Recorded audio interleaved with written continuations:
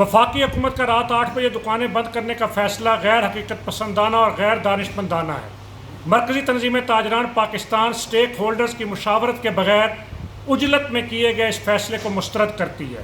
ہم یہ سمجھتے ہیں کہ بدترین معاشی حالات کے اندر جب تاجر اپنی دکانوں کے اخراجات پورے کرنے سے قاصر ہیں، اس طرح کے فیصلے تاجروں کے کاروباروں کو مزید نقصان اور ملکی معیشت کے لیے زہر قاتل ثابت ہوں گے۔ ماضی میں بھی اس طرح کے فیصلوں پر عمل درآمد ممکن نہیں ہو سکا، اس لیے ہم وفاقی حکومت سے مطالبہ کرتے ہیں کہ بجلی کی بچت کے لیے سرکاری عمارات میں بجلی کے غیر ضروری استعمال کو بند کیا جائے، تفریح گاہوں اور پبلک پارکس کے اندر بجلی کی لائٹس کو بند کیا جائے، بجلی کے لائن لاسز کو کم کرتے ہوئے بجلی کی چوری کو کنٹرول کرتے ہوئے مفت بجلی دینے کے سلسلے کو بند کیا جائے، اور حکومت